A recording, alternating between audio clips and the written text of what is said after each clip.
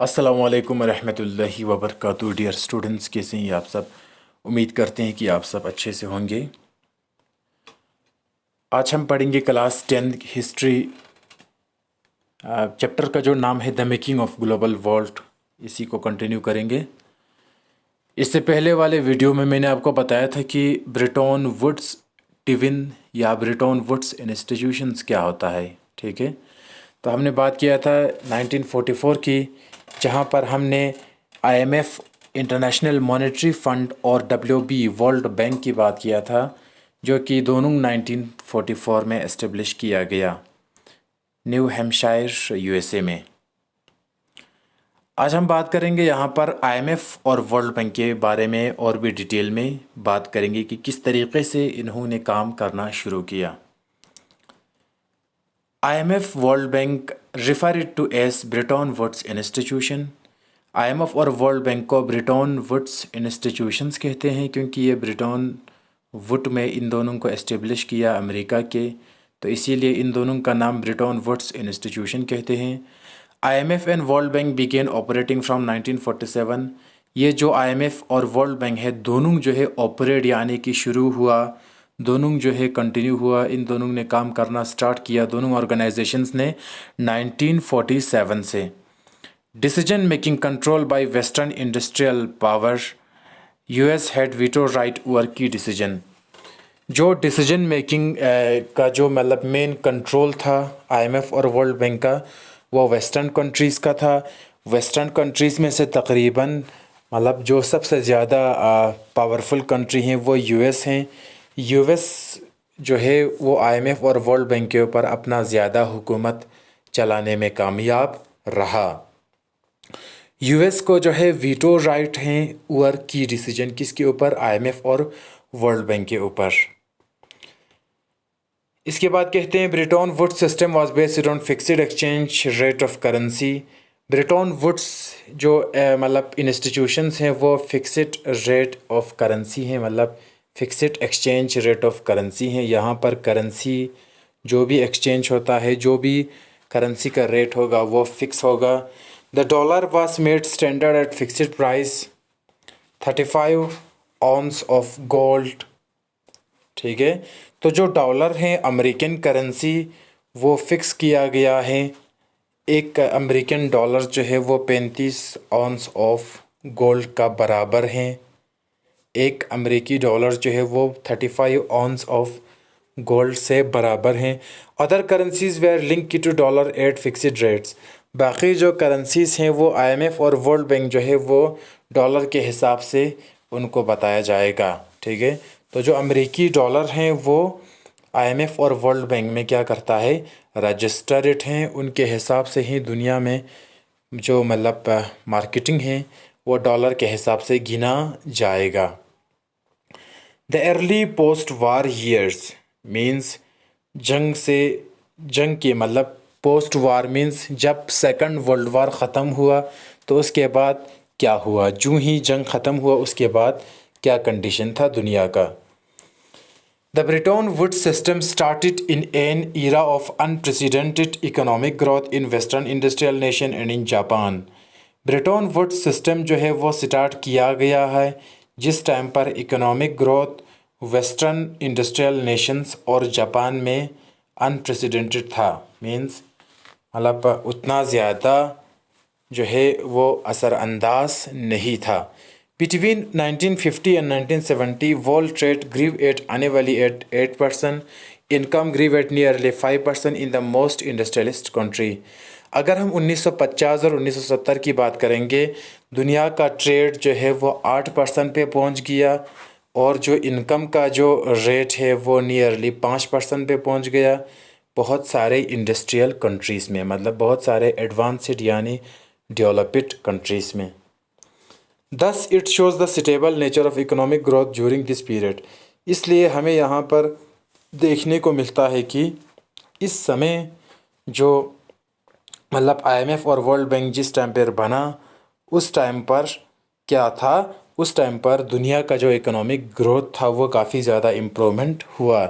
जो ही second world war ख़त्म हुआ 1945 उसके बाद में। नहीं तो IMF और वर्ल्ड बैंक के बग़ैर जो है दुनिया के बहुत सारे कंट्रीज़ थे जिनमें उतना ज़्यादा डेवलपमेंट या उतना ज़्यादा वो स्टेबल इकोनॉमिक नहीं था।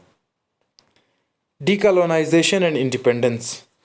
अब यहाँ पर बात करेंगे कि इसी जंग के बाद यानी कि 1945 के बाद कुछ कंट्रीज़ आज़ाद हो गए, ठीक है, जो किसी और के अंडर में था। जैसे अगर हम हिंदुस्तान की बात करेंगे, 1947 में हिंदुस्तान आज़ाद हुआ, तो सेकंड वर्ल्ड वार के बाद ही है ये भी। 1945 तक सेकंड वर्ल्ड वार हुआ और 1947 में इंडिया जब आज़ाद हुआ तो उस टाइम तक इंडिया किसके अंडर में था? ब्रिटिशर्स के अंडर में था। तो 1947 में इंडिया ब्रिटिशर के हाथों से आज़ाद हो जाते हैं। डीकॉलोनाइजेशन उसको कहते हैं, यानी कि किसी कंट्री के ऊपर हुकूमत जिस कंट्री ने किया है उस कंट्री को छोड़ देना, ठीक है। कॉलोनाइजेशन उसको कहते हैं किसी कंट्री के ऊपर कब्ज़ा करके उसके ऊपर राज करना, उसको कहते हैं कॉलोनाइजेशन। जिसे ब्रिटिश ने हिंदुस्तान के ऊपर राज किया उस टाइम को हम कहते हैं कॉलोनाइजेशन या कॉलोनियलिज्म, जिस टाइम पर किसी और कंट्री ने हमारे हिंदुस्तान पे कब्ज़ा किया था। लेकिन जब वो 1947 में इंडिया को छोड़कर चले गए उस टाइम को कहते हैं डीकॉलोनाइजेशन। कॉलोनाइजेशन का मतलब हुकूमत या राज करना, डीकॉलोनाइजेशन का मतलब उस हुकूमत को ख़त्म करके उस कंट्री को आज़ाद छोड़ देना। Within 2 decades after the Second World War, many countries became independent and emerged as new nations. These countries were in huge economic trouble due to long history of exploitation.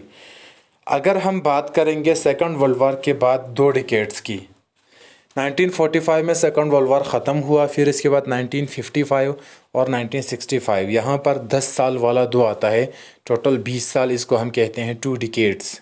एक डिकेड में 10 साल आता है, ठीक है। तो अगर हम इस 20 साल की बात करेंगे, 1945 के बाद 1965 की बात करेंगे, 20 साल की, जो ही सेकंड वर्ल्ड वार ख़त्म हुआ 1945, उससे लेकर 1965 की बात करेंगे तो बहुत सारे कंट्रीज़ ऐसे थे जो नए नए आज़ाद हो चुके थे। जैसे इंडिया की अगर हम बात करेंगे तो ब्रिटिश ने हिंदुस्तान को आज़ाद छोड़ दिया 1947 में, ठीक है। तो 1949 के आसपास आई थिंक फ़िलीपींस भी आज़ाद हो गए। फ़िलीपाइंस जो है वो USA के अंडर में था। तो ऐसे बहुत सारे कंट्रीज़ थे जो सेकंड वर्ल्ड वार के बाद आज़ाद हुआ और ये कंट्रीज़ जो है अब आज़ाद देश बन गए और नया देश बन गया। लेकिन प्रॉब्लम ये था कि इन कंट्रीज़ में गरीबी, मतलब इक़्तिसादी बहरान या बाक़ी चीज़ें जो है काफ़ी ज़्यादा मुश्किलात का सामना करना पड़ता था इन लोगों को। क्योंकि आज तक अगर हम इंडिया की बात करेंगे या किसी और देश की बात करेंगे जहाँ पर किसी और देश ने आकर राज किया है, तो उस टाइम पर उसने हिंदुस्तान का या बाक़ी कंट्रीज़ का जिनके ऊपर दूसरे कंट्रीज़ ने राज चलाया है उनमें बहुत सारे एक्सप्लॉयटेशंस किया है, बहुत सारे नुकसान पहुंचाया है, बहुत सारे रिसोर्सेज को, बाकी चीज़ों को यहाँ से निकाल कर बाहर ले गया है। तो सीधी सी बात है, कंट्री तो गरीब होगा। अगर हम इंडिया की बात करेंगे तो इंडिया में बहुत सारे रिसोर्सेज था जिनको ब्रिटिश ने यहाँ से निकाल कर बाहर ले गया। तो इसी तरीके से इन कंट्रीज़ को, जो कि न्यूली इंडिपेंडेंट कंट्रीज़ था, इनको गरीबी और बाकी चैलेंजेस का सामना करना पड़ा। During the initial phase of Bretton Woods was not able to fulfill the demands of this new nation. जब ब्रिटन वुड्स का जो इनिशियल स्टेज था, जो उनका शुरुआत था, यानी कि 1945, 46, 47 के आसपास, IMF और वर्ल्ड बैंक जो कि असल में बनाया किस लिए था, दुनिया के कंट्रीज़ को इमदाद करें, माली और इकोनॉमिक इमदाद करें। लेकिन जब ये जो ब्रिटन वुड्स हैं, इसने शुरुआत में इन कंट्रीज़ की इमदाद नहीं किया क्योंकि ये कर नहीं पाया। बहुत सारे कंट्रीज़ थे, 20-30 कंट्रीज़ थे जो इसी 45 के बाद आज़ाद हुआ किसी और देश के जुल्म व सितम से।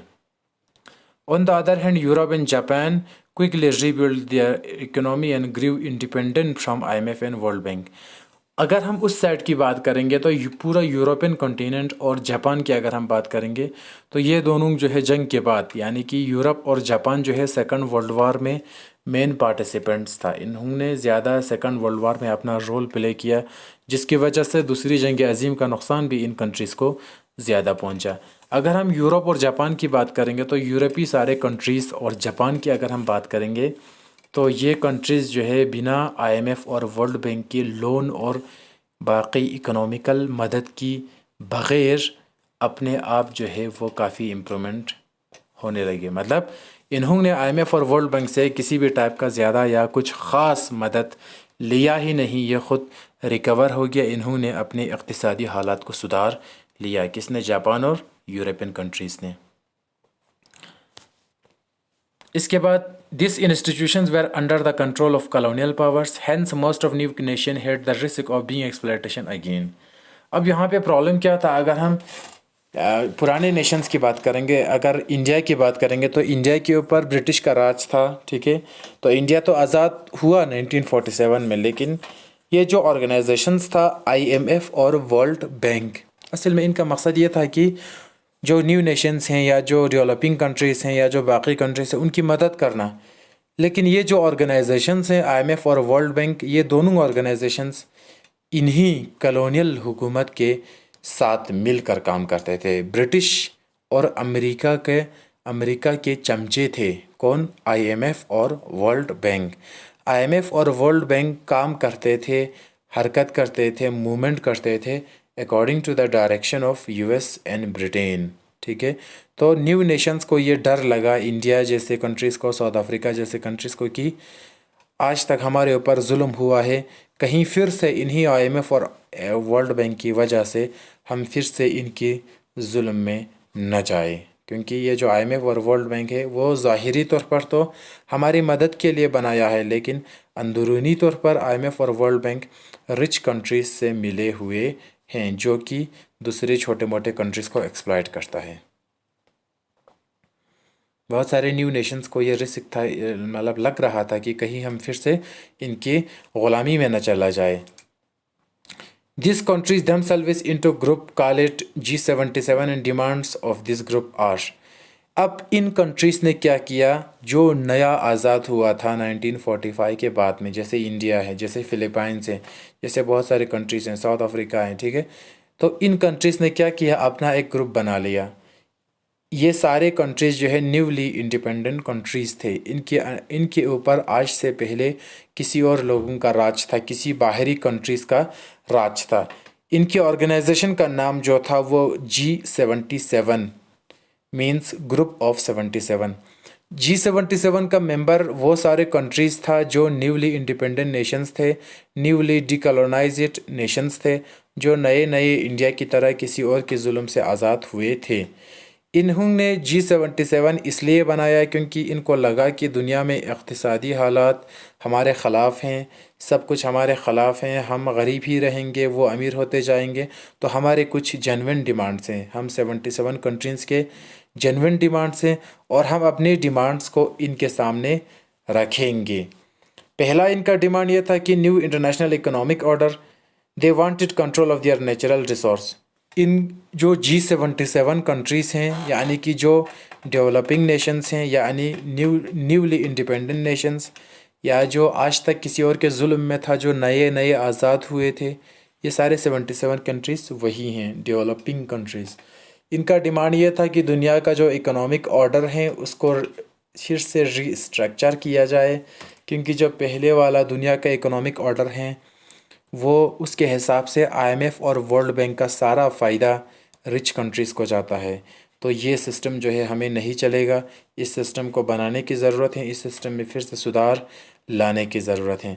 तो ये अपील था G77 कंट्रीज़ का, यानी कि न्यूली इंडिपेंडेंट कंट्रीज़ का, कि दुनिया में जो भी चीज़ें हैं उसको फिर से एक बार, ख़ास तौर पर इकोनॉमिक चीज़ों को फिर से एक बार बनाया जाए, एक नया ऑर्डर बनाया जाए, एक नया सिस्टम बनाया जाए, जिसकी वजह से हमें कुछ थोड़ा सा मदद या फ़ायदा हो सकता है। दूसरा, ये जो डेवलपिंग कंट्रीज़ है, यानी कि न्यूली इंडिपेंडेंट कंट्रीज़ हैं, यानी कि G77 कंट्रीज़ हैं, इनका डिमांड ये था कि हमें अपने देश के नेचुरल रिसोर्स के ऊपर हमारा कंट्रोल होना चाहिए। कोई बाहर वाला आकर हमारे देश से नेचुरल रिसोर्स नहीं लेना चाहिए। तो ये दो चीज़ था जो इनका डिमांड था। The G77 countries demanded that they must have better access to market of developed countries. G77 countries का ये भी डिमांड था कि वेस्टर्न या डेवलप्ड कंट्रीज़ के मार्केट्स में हमारा जो लेबर्स हैं या बिजनेसमैन हैं उनको जाने का परमिशन मिलना चाहिए। अब क्या हुआ? End of Bretton Woods and beginning of globalization. एक ऐसा मरहला आता है जिस टाइम पर ब्रेटन वुड्स यानी कि IMF और वर्ल्ड बैंक ख़त्म होता है, यानी इनका इम्पोर्टेंस कम होता है और ग्लोबलाइजेशन का इम्पोर्टेंस ज़्यादा हो जाता है। From 1960s onwards US finance and competitive strength was getting weak, reason rising cost of overseas involvement. 1960 के बाद अमेरिका का फाइनेंस और कॉम्पिटिटिव जो दूसरों से मुकाबला करने वाला जो जहनीत था और अमेरिका का इक़्तिसादी हालात था वो बिल्कुल कमज़ोर होते गए। 1960 के बाद अमेरिका फाइनेंशियली कमज़ोर होते गए। रीज़न ये था कि ओवरसीज़ इन्वॉल्वमेंट, समंदर के ऊपर से यानी कि समंदरी सफ़र, समंदरी तिजारतकार में अमेरिका ने ज़्यादा पैसे खर्च किया था, जिसकी वजह से उसका इकोनॉमिक सिस्टम काफ़ी नीचे गिर गया। एक चीज़, dollar could not maintain its value in relation to gold, thus a system of fixed exchange rate collapsed and a new system of floating exchange rate emerged। Dollar जो है वो अपना वैल्यू मेंटेन नहीं कर पाया गोल्ड के मद्दे मुकाबिल में। डॉलर का वैल्यू थोड़ा सा यानी कि ज़्यादा सही सही नीचे गिर गया, क्योंकि पहले मैंने कहा था कि डॉलर का जो वैल्यू है वो गोल्ड से 35 ऑन्स गोल्ड से इक्वल माना जाता था एक डॉलर को। अब डॉलर क्या हुआ? डॉलर का वैल्यू नीचे गिर गया। ठीक है, तो इसकी वजह से फिक्स्ड एक्सचेंज रेट नहीं रहा, ये कोलैप्स हुआ, ख़त्म हुआ और एक नया सिस्टम आ गया फ्लोटिंग एक्सचेंज रेट, यानी कि इस एक्सचेंज रेट में अप डाउन होते रहेंगे। फ्लोटिंग मीन्स कभी थोड़ा सा कम कभी थोड़ा सा ज़्यादा, ठीक है, तैरते रहेंगे। तो पहले एक्सचेंज रेट जो है डॉलर्स का वो फिक्स था। अब IMF और वर्ल्ड बैंक में डॉलर्स का एक्सचेंज रेट वो फिक्स नहीं है, वो अप डाउन हो सकता है। कभी डॉलर का वैल्यू ज़्यादा कभी डॉलर का वैल्यू कम हो सकता है।